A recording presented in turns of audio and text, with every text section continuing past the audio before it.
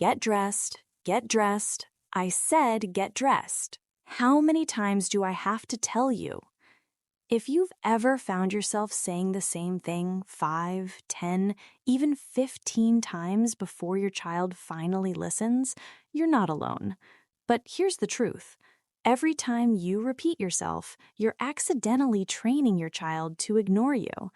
Today, I'm going to show you exactly why this happens, and more importantly, how to break the cycle so your child listens the first time, every time. No yelling, no frustration, just calm, consistent follow-through. Let's be honest, repeating yourself is exhausting. You feel like a broken record. Put your shoes on, put your shoes on, put your shoes on. And by the time your child finally responds, you're frustrated, they're upset, and everyone's day starts off on the wrong foot. But here's what most parents don't realize. This pattern isn't happening because your child is defiant or disrespectful. It's happening because you've unintentionally taught them that the first few requests don't matter. Only the loud one does, the one where your voice changes, the one where you're really serious. And once that pattern is established, it becomes a cycle. You repeat, they ignore, you escalate, they comply, and tomorrow it happens all over again. But what if I told you that you can completely transform this dynamic with one simple shift in how you communicate? No punishments, no consequences, just a 3-step framework that rewires how your child responds to your instructions. Today, we're going to break down why children ignore repeated instructions, and I'm going to walk you through the exact steps to get your child to listen the first time, calmly, respectfully, and consistently. Before we dive into the solution, let's talk about why this happens in the first place. Because once you understand the why, the how makes so much more sense. First, let's talk about brain development. Your child's prefrontal cortex, the part of the brain responsible for attention, task switching, and impulse control, is still under construction. It won't be fully developed until their mid-20s.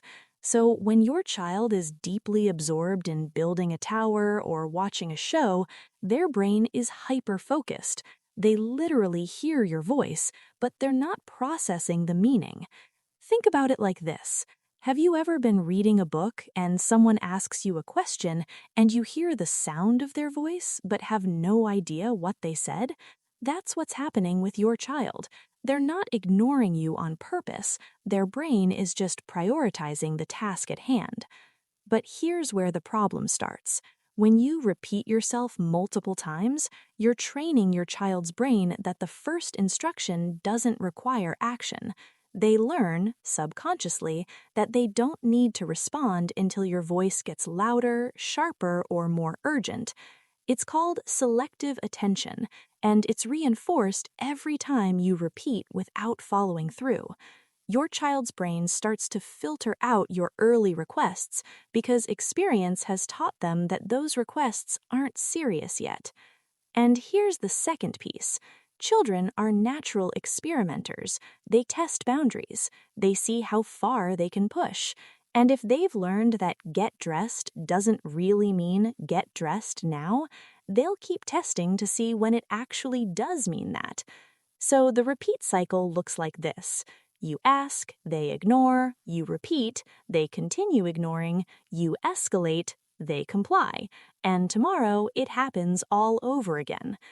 But the good news is you can break this cycle, and it starts with changing how you communicate, not your child's behavior. Because when you change how you communicate, your child's response will follow. All right, here's the framework that's going to change everything. It's 3 simple steps: connect, direct, and follow through. Let's break each one down. Step 1. Connect before you direct. This is the step most parents skip. We stand across the room and shout instructions. We call from the kitchen when our child is upstairs. We talk at them instead of with them. But here's what children need: connection before compliance. Their nervous system needs to know you're present, you're calm, and you're engaged. So before you give an instruction, get close. Walk over to where your child is, get down to their eye level if they're young, gently place a hand on their shoulder, make eye contact. You might say their name softly, Emma. Pause. Wait for them to look at you. It's time to get dressed now. That pause is everything. It gives their brain time to switch gears, to shift from play mode to listening mode. And when you have their attention first, your instruction lands. Let me give you an example. Imagine your 5-year-old is playing with Legos in the living room. Instead of yelling from the kitchen, "Time to get ready for school," you walk into the room, kneel down beside them, and say, "Alex, I see you're building something. In 2 minutes, it's going to be time to get dressed. Let's finish this tower and then head upstairs." You've connected, you've acknowledged what they're doing, and you've given them a transition warning. That's connection before direction. Step 2. State the instruction once, clearly and calmly. Here's where most parents get stuck. We give vague, multi-step instructions, and then we repeat them over and over. Instead, make your instruction short, specific, and direct. Use simple language and say it once. Not, "Can you please go upstairs and get ready? We need to leave soon and you still need to brush your teeth and find your backpack." Instead, "Time to get dressed. Underwear and shirt first." That's it. One instruction, clear, concrete, and then, this is the hard part, you pause, you wait. You give your child's brain time to process what you just said. Most parents repeat because the child doesn't move immediately. But remember, their brain needs a few seconds to switch tasks. So instead of repeating, just wait. Stay present, stay calm, but don't fill the silence with more words. If your child says, "But I'm not done playing," you calmly say, "I know, you can come back to this after you're dressed. Right now, it's time to get dressed." You're not negotiating, you're not explaining, you're stating the expectation and holding the boundary. Step 3. Follow through with presence, not pressure. This is the step that breaks the cycle. Instead of repeating yourself, you follow through with calm, physical presence. If your child doesn't move after your instruction, you don't repeat it. You don't yell, you don't threaten, you simply guide them towards the task. You might say, "I see you're having trouble getting started. Let's go together." And then you gently lead them to their room. You stay nearby, you don't do it for them, but you're present to ensure it gets done. If they resist, you offer a choice within the boundary. You can walk to your room on your own, or I can walk with you. Which do you choose? But here's the key. You don't repeat the instruction. You move towards action. You become the calm, steady presence that ensures the task gets done. Let me give you a full example. It's morning and your 6-year-old needs to get dressed. You walk to their room, kneel down, make eye contact, and say, "It's time to get dressed. Underwear and shirt first." Then you wait. If they don't move, you don't say it again. You calmly say, "Let's start. Where's your underwear?" You open the drawer, you hand them the underwear. You stay close and guide them through each step without repeating the original instruction. You're not doing it for them, you're scaffolding. You're providing the structure their developing brain needs to complete the task. And here's what happens. Within a few days of this approach, your child starts to respond to the first instruction, because their brain learns that when you say something once, you mean it, and you're going to follow through calmly and consistently. Let me share some real-life stories from parents who used this framework and saw incredible results. Story 1. The morning routine transformation. A mom named Jessica came to me completely defeated. Every morning was a battle. She'd ask her 7-year-old son, Ethan, to get dressed at least 10 times. She'd start calm, but by the time they were running late, she was yelling. Ethan would finally get dressed, but everyone was stressed and upset. We implemented the 3-step framework. Jessica started walking to Ethan's room, making eye contact, and saying once, "Time to get dressed, pants and shirt." Then she'd stay in the room, calmly folding laundry or organizing his bookshelf, just being present. The first few days, Ethan tested her. He'd say, "In a minute." She wouldn't repeat herself. She'd just calmly say, "I'm here to help you get started," and hand him his clothes. By day 5, something shifted. Ethan started getting dressed after the first instruction.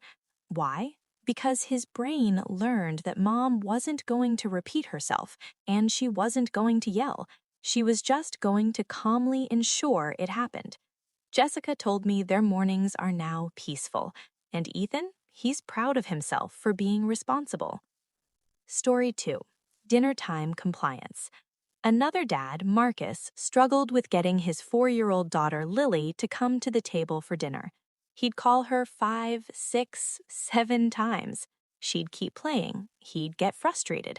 She'd finally come, but the meal would start with tension. We changed his approach.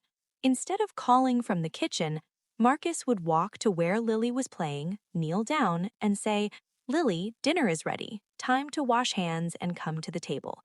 Then he'd gently guide her to the bathroom, help her wash hands, and walk with her to the table.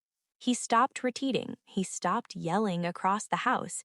He just connected, directed, and followed through. Within 2 weeks, Lily started coming to the table after the first call, because her brain learned that when Dad said dinner was ready, he meant now, and he was going to make sure it happened. Story 3. The homework standoff. A mom named Priya had an 8-year-old son, Arjun, who would ignore her reminders to start homework. She'd remind him every 10 minutes for an hour. By the time he finally started, she was exhausted and resentful. We created a new system. Priya would sit down next to Arjun at 4 p.m., make eye contact, and say, "Homework time, let's get your math folder." Then she'd stay at the table with him, reading a book, answering emails, just present. She stopped reminding, she stopped nagging. She just set the expectation and stayed present to support it. Arjun resisted at first. He'd say, "I'll do it later." Priya would calmly respond, "Homework happens at 4. You can start now, or I can help you get started. Which do you prefer?" After a week of this calm consistency, Arjun started his homework at 4 p.m. without being asked, because the routine became predictable and Priya's calm presence made it feel safe and non-negotiable. As you start implementing this framework, there are a few common pitfalls to watch out for. Pitfall 1. Expecting immediate change. Your child has been conditioned to ignore your first few requests, so when you suddenly stop repeating yourself, they're going to test it. This is called an extinction burst. The behavior gets worse before it gets better. They might ignore you completely. They might push back harder. They might say, "You're mean," or "I don't have to." But this is actually a good sign. It means the old pattern is being disrupted. Stay calm, stay consistent. Don't go back to repeating. Within a few days, the resistance will fade. Pitfall 2.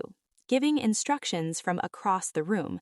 If you're still shouting instructions from another room, this framework won't work. You have to be physically present. You have to connect first. Yes, it's more effort up front, but it saves you so much time and stress in the long run, and it teaches your child that your words have weight.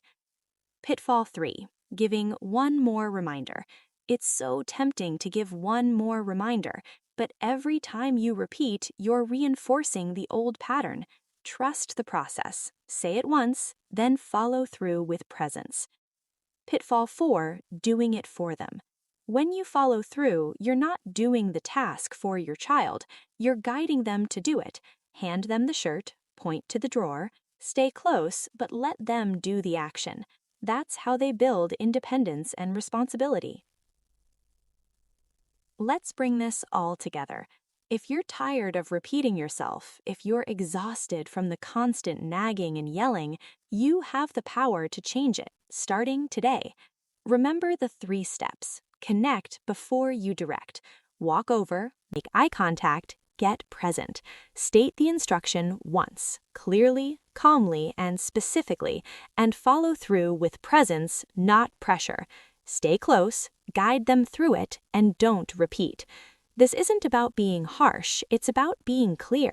It's about teaching your child that your words have meaning, that when you say something once, you mean it, and you're going to calmly and lovingly ensure it happens. Yes, there will be resistance at first. That's normal. That's your child testing the new boundary. But if you stay consistent, if you don't go back to repeating, you'll see a shift within days. Your mornings will become smoother. Dinner time will feel calmer. Homework will happen without a battle. And, most importantly, your relationship with your child will feel more connected and respectful. You're not just teaching them to listen, you're teaching them responsibility, respect, and self-regulation, and those are skills that will serve them for a lifetime. Thank you so much for watching. If this video resonated with you, please give it a thumbs up and share it with another parent who's stuck in the repetition cycle. And subscribe for more practical, brain-based parenting strategies that actually work. You're doing an amazing job. Parenting is hard, but you've got this. Let's break the cycle, one calm instruction at a time.